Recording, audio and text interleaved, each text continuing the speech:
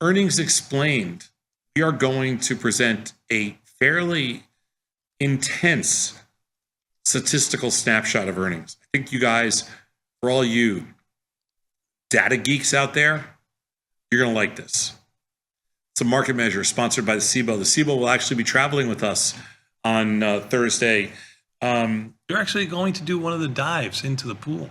They are. Casa Bonita. That's correct. That's correct. SIBO and the We'll have a representative. SIBO and CME are both traveling with us, so we we carry some heavy baggage, man. Those guys are a load. But we're going to have some fun. Earnings season brings high volatility with wider daily ranges and larger expected moves. These binary events are directionally random, with the most popular earning plays being relatively neutral, protecting for an equal chance of an up or down move. Now, if you've watched Tony and I trade earnings, we don't always do everything exactly neutral. Last night, like I said, I did a 5/9 ratio spread in GM. The day before was, what was the day before? You did some other fakakta spread. I did some other fakakta spread, but I can't remember what the stock was. I don't remember either. Spacing out on the stock, but I did another ratio spread where we sold twice as many puts as we sold calls. Both stocks were down, and both trades were big winners. Sure, even though they have. I just can't even remember. What was the day before? I just can't remember. Damn. Then we traded a stock like Netflix where we only sold puts. So as you can see, there's kind of like, we tend to be more bearish than bullish usually. When it comes to earnings, we tend to sell more puts than calls. Who knows? And then you got to get lucky when you trade earnings. You got to miss things like Philip Morris. Yes. Yeah. It takes a little luck too. Yeah. The outlier moves, you got to hope you don't get caught. So with the earnings season upon us, what are some statistics surrounding earnings? What happens in the overall market? How random are earnings? How come they always come out at 50-50? And should we adjust? That is what the definition of random is. And should we adjust any of our strategies based off of these trends? Let's go to the next slide, John. So the first thing we looked at was some of the FAANG stocks since 2020. Earnings-related moves are nearly a 50-50 split between up and down. And Kai covers this each week. Due to the high volatility, especially in tech, a 40-60% outcome range is still considered even odds. Stock correlations with the market typically drop during earnings, even for highly correlated names. So first thing we're looking at is statistics. The percent of earnings reports where the underlyings closed up, 45%. The percent of earnings reports where the underlying closed in the same direction as the SPY, 58%. And the average correlation to the SPY since 2020 for earnings, 0.74. That's pretty positively correlated. Mm-hmm. Next slide, please. A lot of data here. So testing the following 6 stocks on their earning days, we saw large daily moves as well. We have a couple of these stocks coming up this week. The other stocks without earnings moved 33 to 50% of the magnitude of the stock that had earnings, showing these stocks tend to move together. So this week we have Tesla and we have Google. As you can see here, what happens when the stocks below had earnings? Let's look at Tesla first. The average magnitude move for a stock with earnings, Tesla, 5%. The average magnitude move for the other 5 stocks with no earnings, only 2%. So let's talk about Tesla just for a quick second.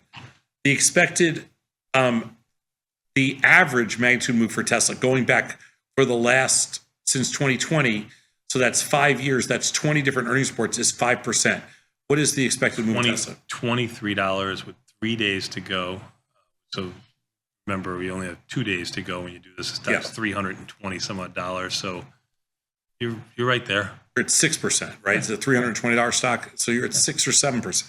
So in Tesla right now, the expected move is greater than the average magnitude move. At this moment, I don't know what it's going to bring. At this moment, it's greater. In Google, it's in the ballpark. In Google, the average expected move is 5%, just 4.8, almost 5. And what is the expected move in Google? Just under $10, and the stock's 190. Okay, so you're talking about in Google, it's right there. So if you were to look on paper, not talking about what's going to happen because we have no idea, but just on paper right now, Tesla's got a pretty decent size. It's trading at a pretty decent size premium to what the average magnitude move is for Tesla. Google, on the other hand, is trading right at what it actually moves. Okay. Netflix, just looking at this slide because it already had earnings this week, it moved about 6%. No. Netflix moved about 6%. The average move is 8.6, so it moved under. That's why the earnings plays in Netflix worked. Just some food for thought. Next slide, please. Comparing the 6-week earning periods, 4 per year, to the non-earning periods for the rest of the year. Here's some stats. There are only 2 more instances of the VIX making a new high during earnings season, and the index showed indifference to VIX ranges between earnings and non-earnings. So basically saying the number of times that VIX made a new high versus the number of times it did in a non-earning season is basically the same. And the number of times the VIX range was higher, it's exactly the same. So we're talking about the impact earnings have on the rest of the market. It's pretty negligible. Okay. Earnings season, non-earnings season, average 19%, median 16, 17%. Everything's the same. We're going to say that earnings, not much going on here. Okay. Yep. Next slide, please. Stock indices tend not to react too much on earnings season. We found this time and time again. The average daily move in the S&P is 0.6, NASDAQ is 0.4, the Dow's 0.3, and the Russell's 0.8. Okay, they don't move much. Let's go next slide. So now testing companies in the SPX, the average one-day move after the announcement has been 0.36, with an almost 50-50 split of positive and negative results as shown before. So this is the one-day move after earnings. And it's almost like, this is when we say stuff is like relatively random. This is as random as it gets. This is as random as it gets. And listen, I wish we could point to something and say, oh man, this is how you have to play it, but there's really not. It's okay to come up. It doesn't exist. Random. Let's go next slide. That's what makes it fair. So lastly, the majority of earnings moves were smaller than expected, with the average overstatement being 3.7%. The percentage of earnings moves, and that's because last quarter was really good for earnings premium sellers. The percentage of earnings moves that were overstated for the last 5 years is 75%, which is consistent with the percentage of overstated moves for the past 5 years, which is 77%. And we have a chart up here. You can see actual and you can see expected. And these are all earnings moves.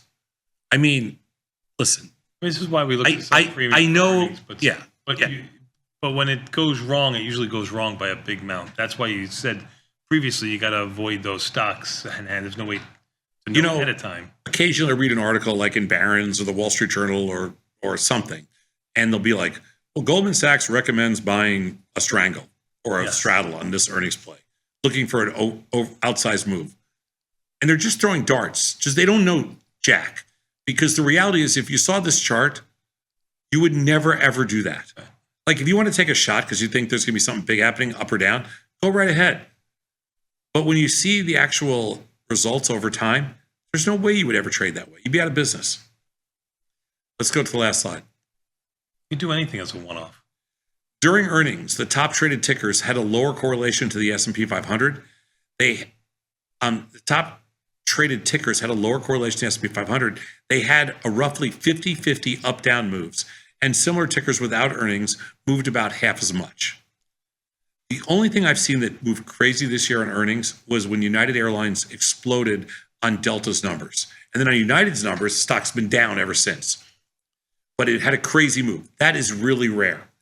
Index implied volatility and single stock implied volatility show little correlation during earnings. Also, there is a similar average VIX range for earnings versus non-earnings periods. And here's the key. Selling implied volatility during earnings remains effective, as over 75% of stocks overstate their moves. Earnings outlier moves are larger and still require careful risk management. If you're not subscribed, subscribe right here. And if you want to meet me and the team in person at our next live event, hit the link at the top of the description.